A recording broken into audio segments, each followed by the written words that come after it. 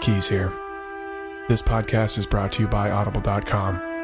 Go to www.audibletrial.com/shark to get your 30-day free trial and audiobook download. With over 150,000 titles to choose from for your Android, iPod, Kindle, or MP3 player. Whatever the hell those things are. You got Audible for your record player or something? What are those things?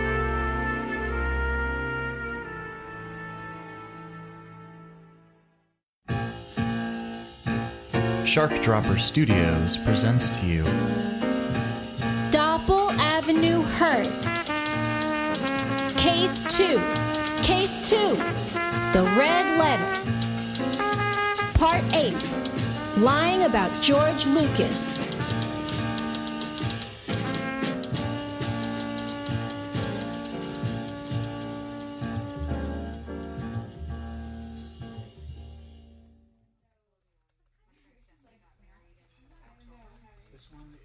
It was 2 in the afternoon, and I was sitting in the corner booth of the popular Jack's Cafe. Jack's Cafe had hundreds of photos of Matthew Fox's character from that show, Lost. That's right, this new cafe was a tribute to Jack Shephard. All the waiters and waitresses were either dressed as flight attendants or smoke monsters. Good. You're on time. Let's get to this. I'd be lying if I said I wasn't attracted to this hard-nosed woman. I'd also be lying if I said I wasn't doing this whole thing to get closer to her. I'd also be lying if I said my name was Keith Partridge and I owned a sporting goods store outside of Des Moines, Iowa. So screw it. I'm not gonna lie about anything. It's not like my work would suffer. This case was important. I wasn't denying that. So, where do we start? How about the beginning? Okay. Well, slipped out of my mom's vagina when I was a wet and slimy 8-pound baby boy. I meant the beginning of the case. Oh, right, well, Miss Julian Goode left a message with my secretary while I was busy. I called her back and shrieked about her problems. We ended up meeting, and now I'm living with her while I solve her case. Don't ask why. She told me her and her boyfriend, Brendan Camp, were engaged in 2012, and were to be wed in 2014, but tragedy struck. Camp died in a car accident. But then months later, she receives a message from Camp, in his handwriting. She takes it to the cops, but they can't do anything about it. That's it? She thought it was a hoax. Meaning what? Obviously, it has to be a fake letter. Her fiancé is dead. I wondered that too. When she said hoax, it made me think maybe she thought, at first, that it was an actual letter from her fiancé. But that can't be. Of course not. Like you said, he's dead. Okay. I haven't been able to talk to too many people. I tried talking to the director of her current film, Busy Baxter, but apparently I'm not a person to him anymore. You have some trouble acting? Yeah, but the guy didn't give me a shot. You don't understand. I could have had class. I could have been a star. I could have been someone instead of a private investigator, which is what I am, let's face it. Don't you like being a PI? Yeah, actually I do. Cases have been getting pretty interesting recently. But back to what I was talking about. I also tried contacting Julian's sister this morning, who she had a falling out with. But the sister's in France, painting pictures of Big Ben. But Big Ben is in London. She's an eccentric artist. Apparently she formed a new style of painting called imaginative abstract distance painting. Meaning what? Meaning for some reason she travels very far for her subject. She imagines what it looks like, and then she puts it to canvas as a total mash of colors and designs. Wouldn't that just be considered an abstract painting? I don't know. Throw mustard on a black wall and it's considered meaningful. Fuck art. Did you get to read the letter? I did. Anything unusual? I mean, it doesn't say anything like, "Ooh, I'm a ghost, and the afterlife is great. How are you doing, Julian?" It's a basic love letter. Could be older than she's letting on. Hell, maybe the post office lost it and didn't deliver it until recently. It's not an easy trace. Okay. Anything else? I asked Julianne a little bit more this morning, who she thinks might have sent it. She said she's made a lot of enemies in the film business. It could be a rival actress, an angry director, stupid gaffer. She doesn't know. She gave me a list of people she hates. I gave Jane the list. Interesting. She gave me a list of people she hates, and she gave me a list of people who hate her. Jane held out her hand, waiting. Where's that list? Yeah, it's the same list. There's over 40 names here. 42 to be exact. I'm counting 43.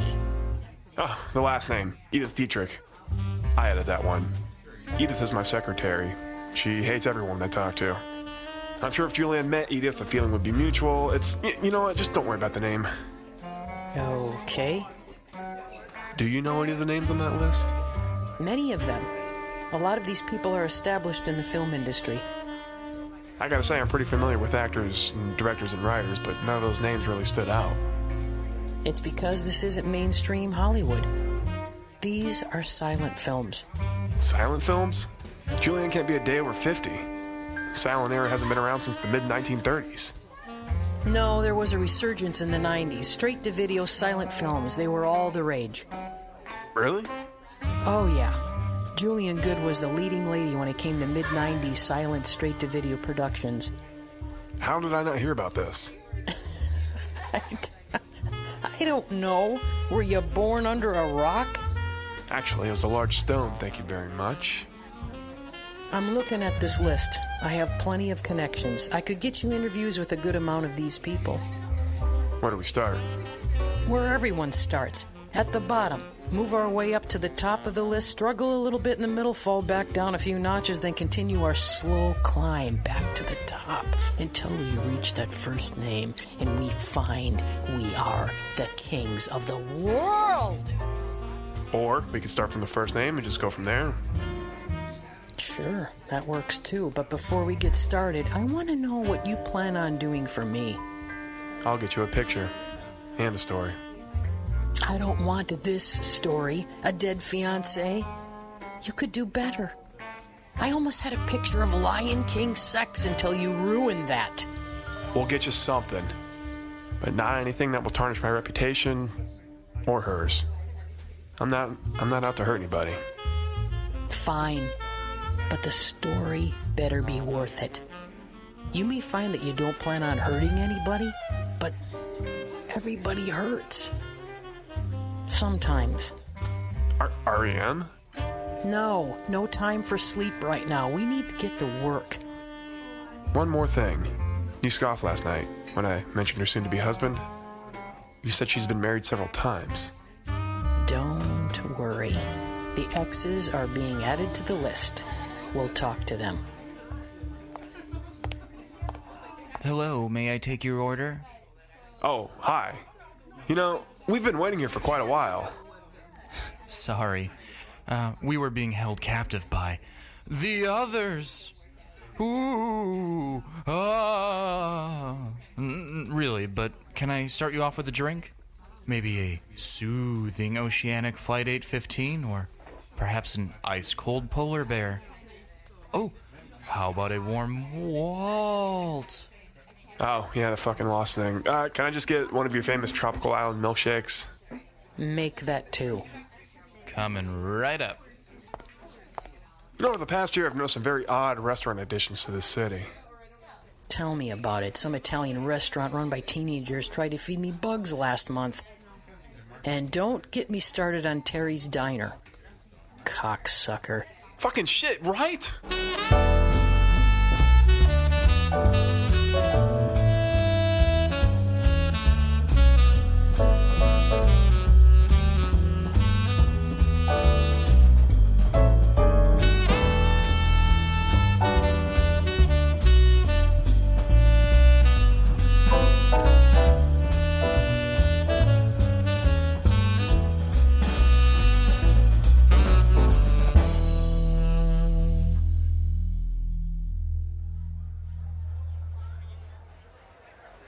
Our first stop was to film stage 5B.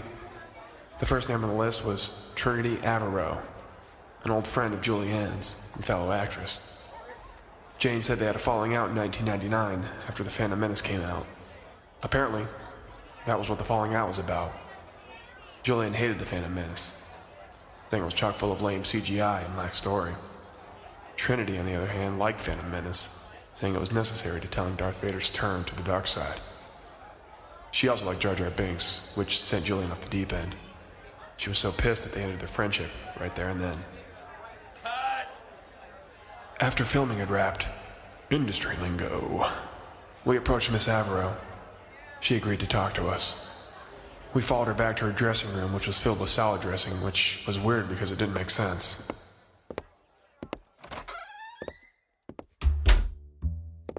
I know what you're thinking. Why all the salad dressing? Well, it's simple. It's a dressing room. So, that's it. Ah, okay, I get it. We won't take much of your time. Please don't. I'm holding a Star Wars marathon in my house and we're gonna watch Attack of the Clones tonight. My second favorite of the Star Wars movies. Actually, that has something to do with why we're here. We wanted to know about the falling out between you and Miss Julian Goode. Oh, that idiot? That horrible, horrible idiot? Hating on a perfectly good movie? I can't believe the things she said. You know, I told George Lucas about what she said. Did you? No. I just lied about that. Sorry. Oh. Well, wait. Why did you lie? I just wanted you to think that I was special. Like the special editions of the Star Wars movies, which are arguably better than the original cuts. I've never met George Lucas, but if I did, I'd suck his dick. Yeah, I probably would too, but look, can we just get back to the falling out? I guess. But I'm not lying. Lying about what? Lying about George Lucas. But I thought you said you did lie about him. Not about meeting him. I did lie about that. I meant, I'm not lying about the fact that if I did meet him, even if it was in public, I would suck his dick. What? I just don't want you to think that I wouldn't suck his dick. Whatever, suck his dick or don't suck his dick. Can we just get back to Julian Goode? But of course. Sorry. So you and Julian called it quits. She was being a constant bitch around that time anyway. I think it was because she was jealous. Jealous of what? Jealous of me getting more parts than her. We were both big during the 90s silent era. Then silent straight-to-video releases made way for regular talkies. She couldn't handle the pressures of change. But talkies were already around. Like, for decades. I adapted quickly, landing roles in such films as He's Taller Than Me, Eyes on a Pampered Poodle, and Everything She Does is Black Magic. The best Julianne could land is a small walk-on role in Tyler Perry's Medea Yells a Lot. Oh, I saw that one. My favorite part is when Medea finds that little boy reaching into the cookie jar, and she's all like, "Ooh, child, you best get out." And she smacks him in the back of the head with her purse. That did make me chuckle. What about that one part where Medea catches her husband looking at Victoria's Secret catalog and she's like, "Ooh, oh no you didn't. Then you best not be looking at other women." And then she smacked him in the back of the head with her purse. Actually, my favorite part was when Medea saw her nephew spying on the next door neighbor, and she's all like, "Ooh, what you be looking at, pervert?" And she smacks him with her purse. Oh, did you see that movie? No. Can we move on? We talked to Trinity a few more minutes before taking off. She actually warmed up to us and ordered an intern to bring us some salads.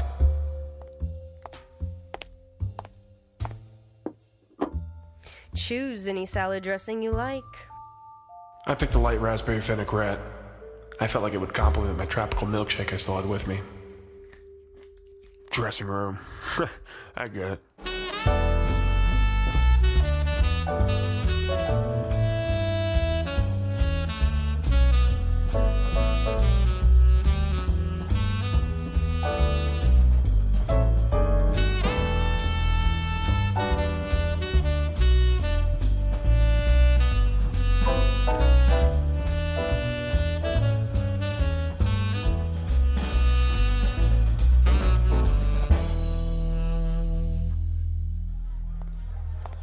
We ate and drank and talk about the mid-90s film industry. So, who's next? I saw David Atlas here. We should talk to him. He's probably the biggest star to come out of the 90s silent era. Oh, one thing.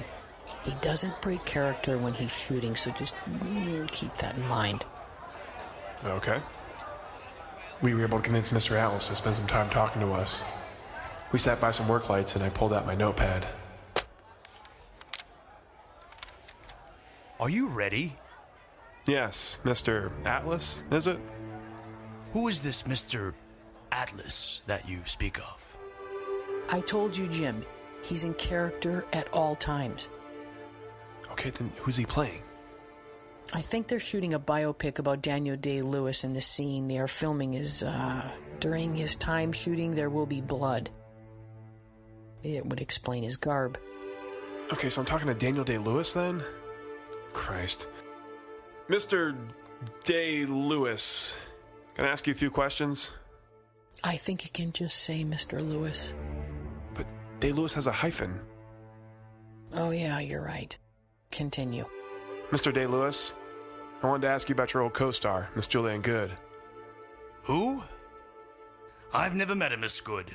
Is she the one who slithered out of her mother's filth? Oh, I don't know. Do you know Jane? No, maybe she slithered. I can't recall. I shan't be rude, but I have more important matters to attend to. If this whole ordeal is in fact about an old bastard. Actually, I think she was born in wedlock.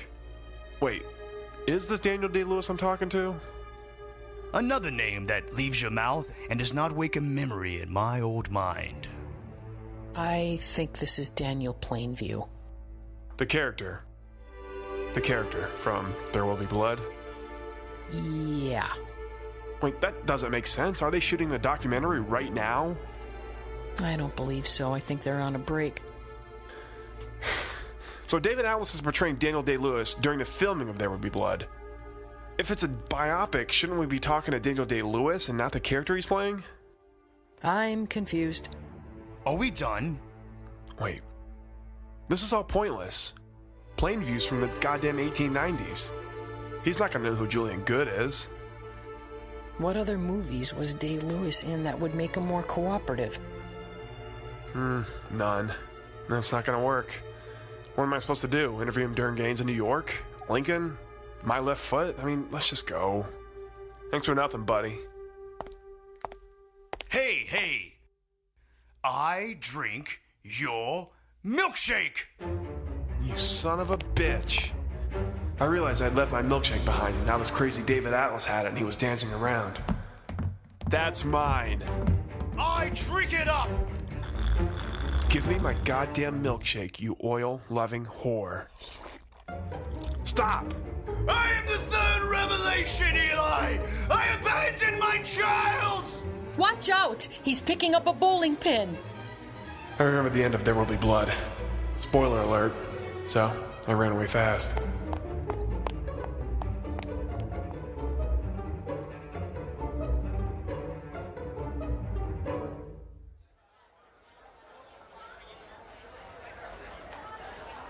After avoiding getting my head caved in, we made our way to a different lot where we interviewed other famous actors, along with some of the crew that was known to work with Julianne.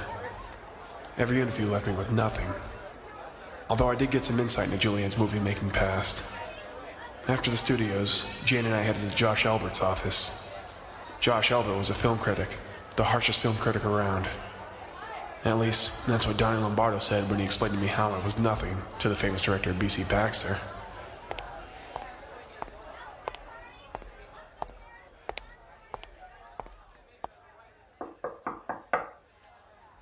We reached Josh Albert's office at around 7:30. He was still there.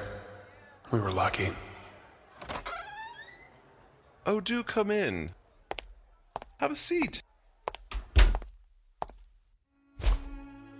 As you may know, I'm not only one of the best film critics around, I'm also very, very smart.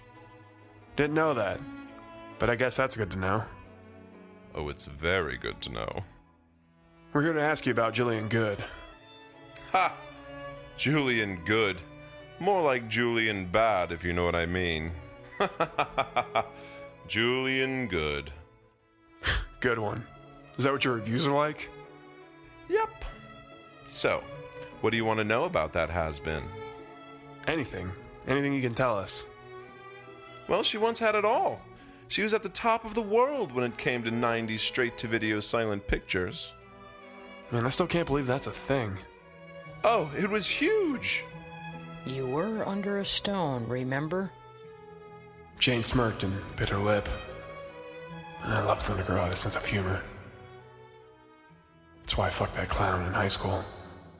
It's just too bad the talkies made their way into our video stores and streaming services at all.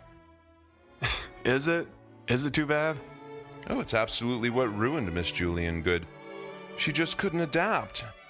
Then all the deaths. Her life spiraled out of control. What deaths? Oh, her fiancés, her husbands. How many of her fiancés are dead? Well, I don't know the exact count, but there were many. She consistently left dead men in her wake. I see what you did there. Wake. Crazy. Actually, I didn't mean it that way. I meant wake as in water, not as a funeral. Yeah, but it's clever the way you put it. You mind if I use that?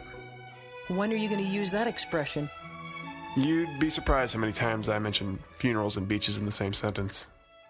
Anyway, the early 2000s saw Miss Julianne Good bouncing around from one meaningless performance to the next. I started to feel sorry for Julianne. She believed herself to be the mighty Tyrannosaurus when it came to the film business, when, in actuality, she was just a measly Centrosaurus, which is just a smaller dinosaur. And that comparison works. It makes sense. The paleontologist listening to this podcast would just fucking get it. Seriously, he would get it. We talked to Albert for another half an hour before we left. Did any of the interviews help? Helped to pose more questions. I still believe it could be a fan. Maybe so. It's late now, so I'd like to talk to some more people tomorrow. Let's find out if any of Julian's exes are still alive. Sounds good. Before we call it a night, maybe we should grab a drink? Another milkshake, perhaps? I can go for another.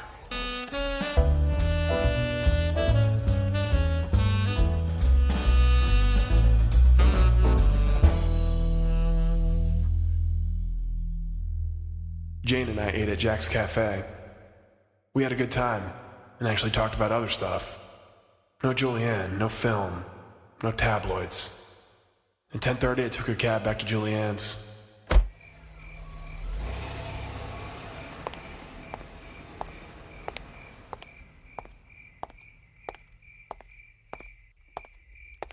I walked into the large mansion.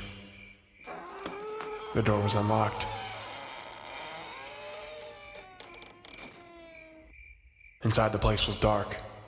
Sheldrake and Julianne must already be in bed. I tiptoed to my room.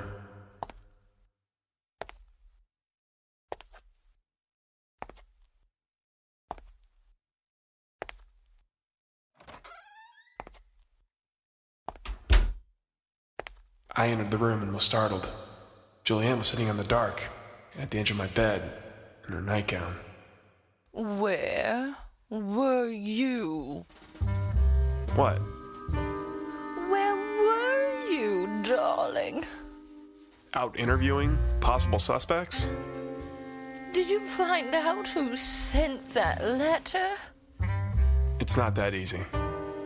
You were gone the whole day. How else do you expect me to solve this? I can't just stay here all day. It'd be nice if you checked in with me, darling. I don't know what to say.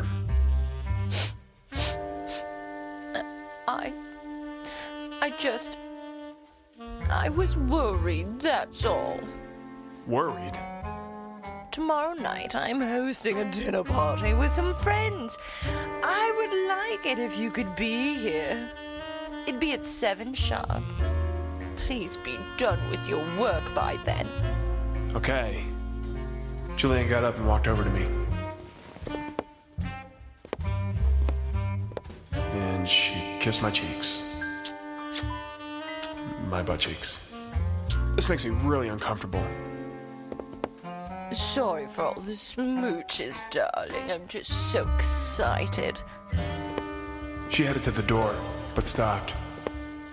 She turned and looked back at me, her silhouette giving her a menacing appearance in the doorway. Oh, and I would like it if you didn't invite that reporter friend of yours. We don't need another woman taking you away from me and my case. Was she jealous of Jane?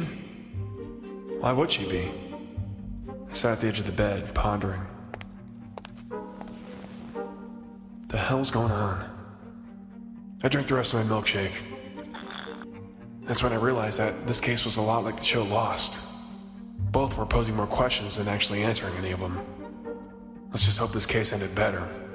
Screw that purgatory bullshit.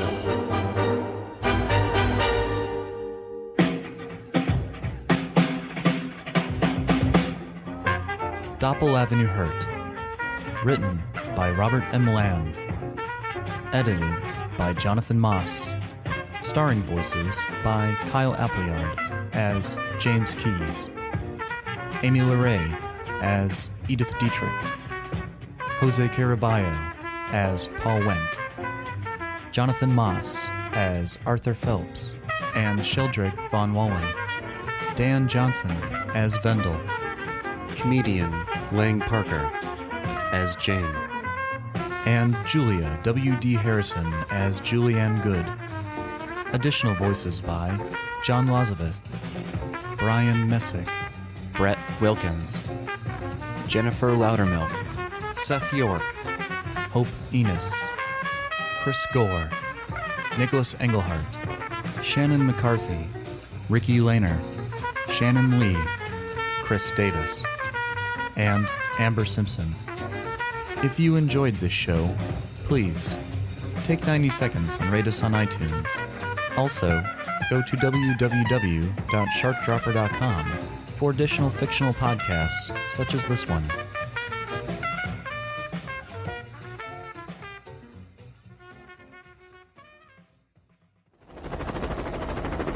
We're above the target. T-minus 5 seconds till shark drop. 5, 4, 3, 2, 1. Drop the shark! Go! Go! Go!